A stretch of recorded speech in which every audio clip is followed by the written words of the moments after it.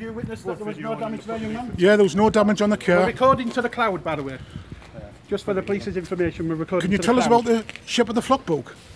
About the two witness rule? Flock, page 133, where it says when you find out about child abuse, it asks you. Yeah, outside, right next to us. It asks you to immediately contact the branch.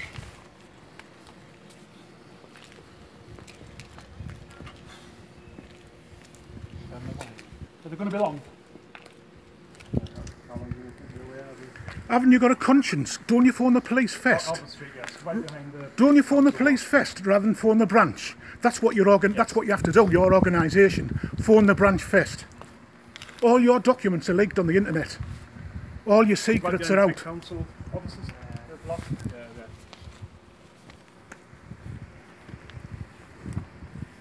Yeah, yes. We've okay now, yes. Okay, thank you very much. Thank you. Bye. Why do you have to hide paedophiles? An hour? Well, that's okay. We'll have a chat with them when they come. It's nothing against you guys. I've told him it's nothing against them. No, but I'm sure you absolutely. But when I told him there's nothing against them, he said we discussed them because there's little kids.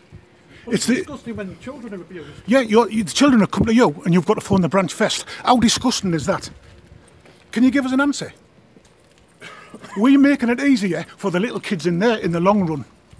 We're exposing you. The thing that I notice now it's questions you don't want to answer. You're very quiet. Very quiet.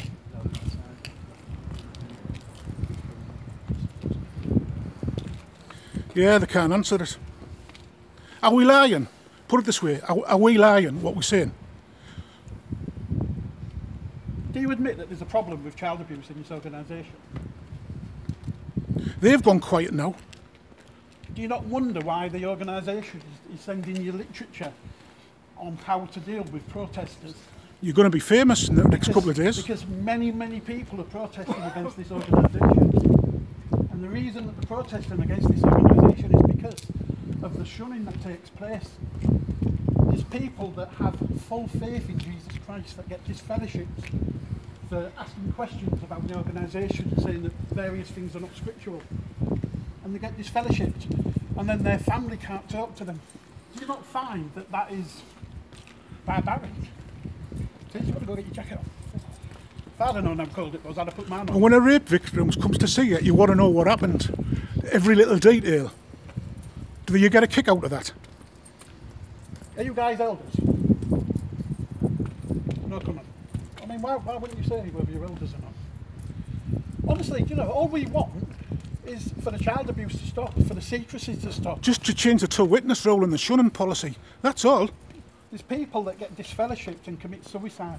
In America, there was a lady that was that frightened. I mean, you can look like that. You can look like that, but it's people's lives. You're called. Not a sarcastic little cheeky laugher. That's what it looked like. But anyway, I mean, that's irrelevant. There's people dying as a result of this organisation's policies. Do you not think that that's barbaric? Blimey, this will be the second time I've had them on blue lights. Normally they're quite good. They listen to what we have to say. We tell them that we're going to stay outside till the end of the meeting, and give a witness to the police. They accept that. There, you've got lights. I think we have. And they're normally very good about it. And then when they find out the real footage. What do you think about shunning? What if it was your child, your wife, sister, your mother? What would you do if they got disfellowship simply for saying, well, that doesn't seem scriptural? What would you say? Would you shun your brother, your sister, your wife, your child? Why has 20 people left the organisation in a short time? In fact. This congregation. Here we got the police. Do you keep the cameras on? Yeah, just keep them on, as long as it's downloading to the cloud, or should I say uploading to the cloud.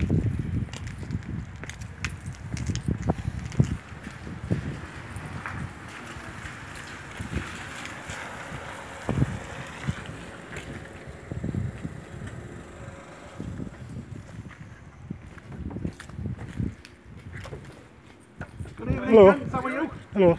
Was that you with the blue lights and sirens? Yes. It wasn't that bad. We weren't that bad. You could have come with them and blue lights here, I'd have been more happier. How are we doing? Because what do you want to talk to us and want to talk to them? Yeah, what's happening? Right, I'll tell you my story. I'm an ex-Jehovah's Witness. Okay. I'm recording, by the way. Oh, no, that's absolutely fine. Just I'll for give you a right to do so. If I put it on social media, I promise you I will blur your face out. Oh, that's absolutely fine. Okay. For your safety and ours, you know, if it's Yeah, like don't worry about it, I understand.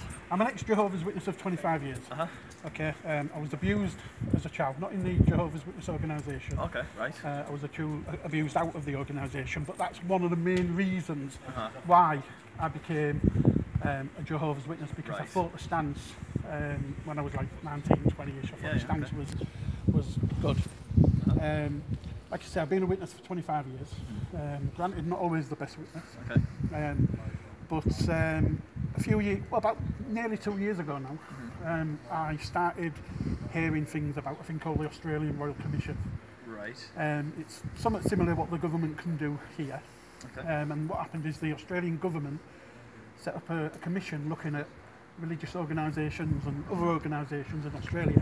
Right. The case study number 29 was on the Jehovah's Witnesses. Right. And just in Australia there was 1,006 perpetrators of sex abuse, in excess of 2,000 victims. And in every single case, the elders found out about the abuse and never contacted the authorities, hid it from the authorities. The conclusion of the commission stated that they found the Jehovah's Witness organisation to be very unhelpful.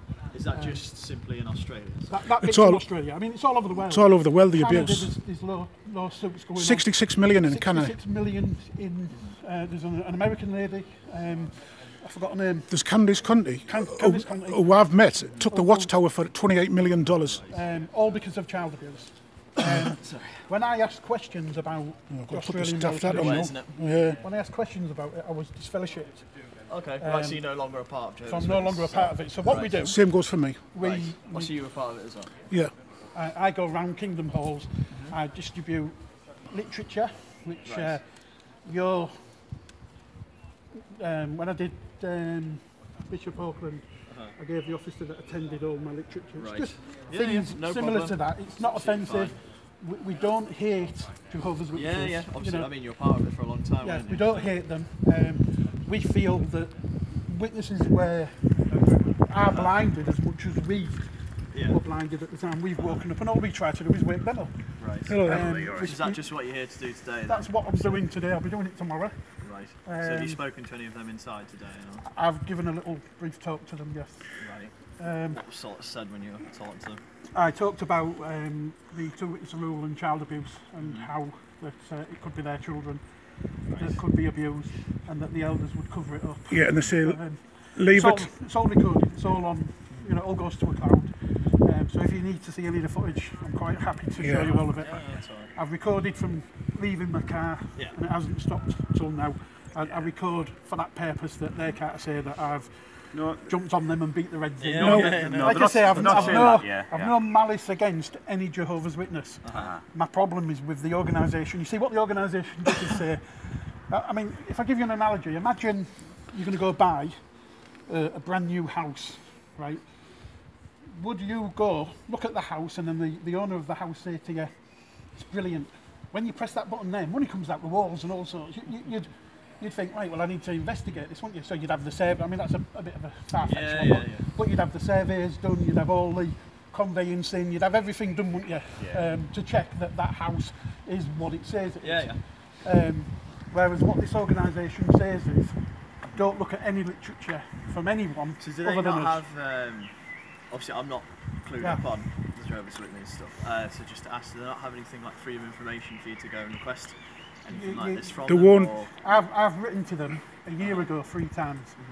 As yet, I still have no reply. And they won't give you the child safety policy.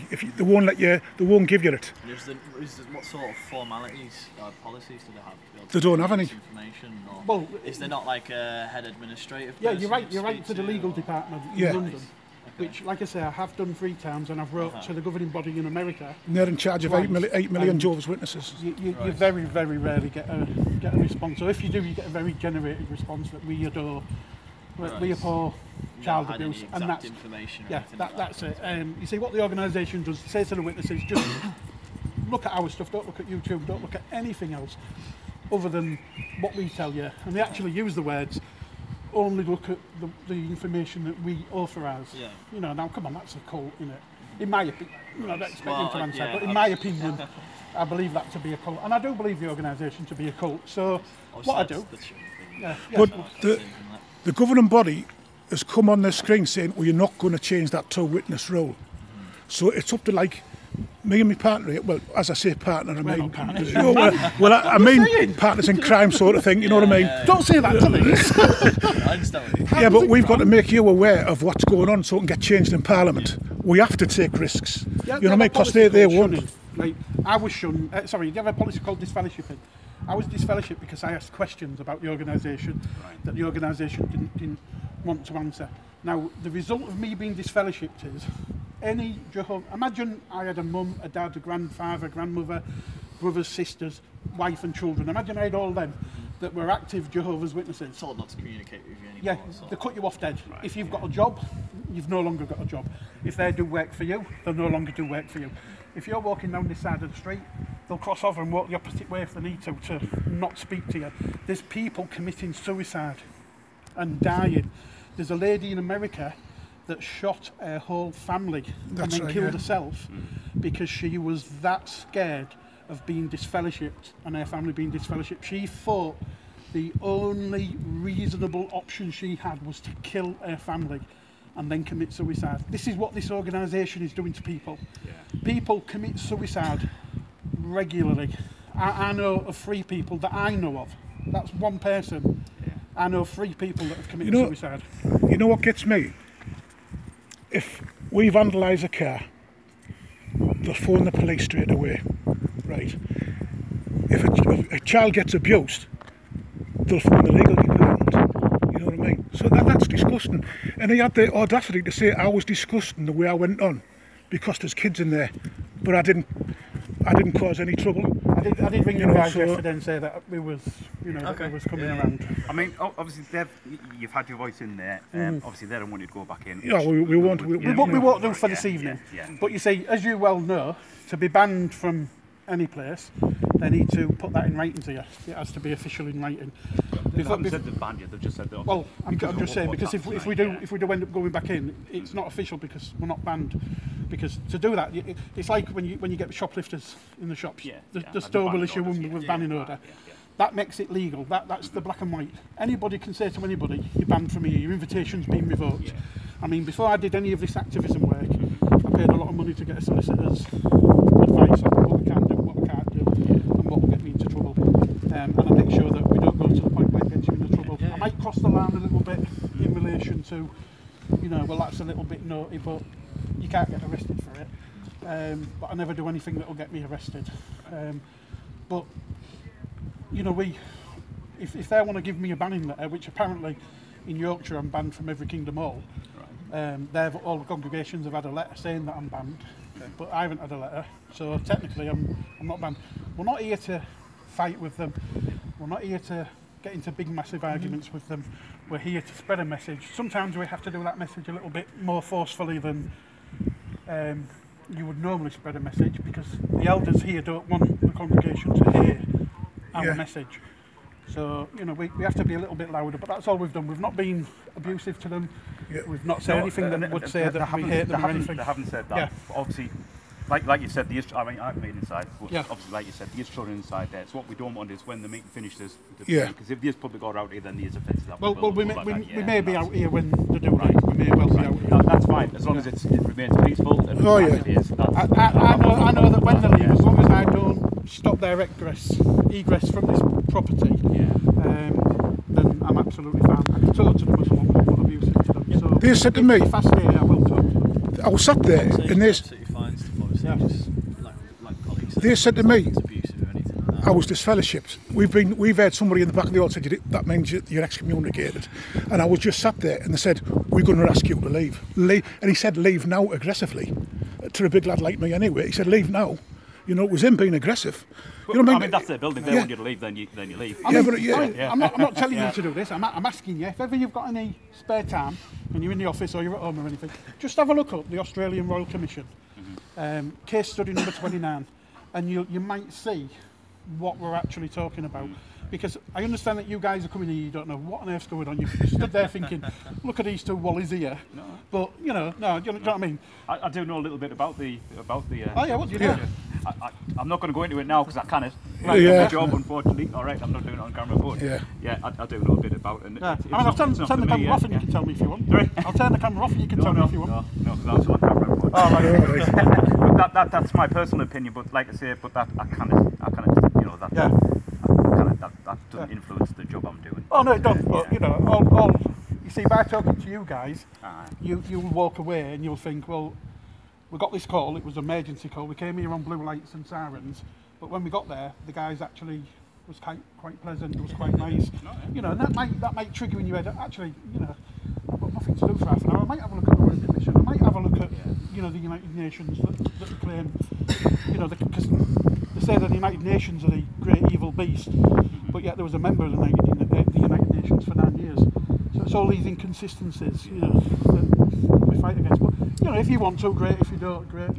But anyway, it's been a pleasure. Appreciate your time. All right. Thank you very much for your time. Cheers. All right. Don't get too running cold, all right? We'll go to the coffee somewhere. We might be back, guys. But like I say, if you are, as long as it's peaceful, that's fine. But like I say, if you're out here, it is a street, and then we brilliant potential public order. You didn't get me with a stuffed hat on, did you? You didn't. Yeah, I did. Yeah. Just turn mine off if you cannot record me for a minute. I'm turning it off now. Guys.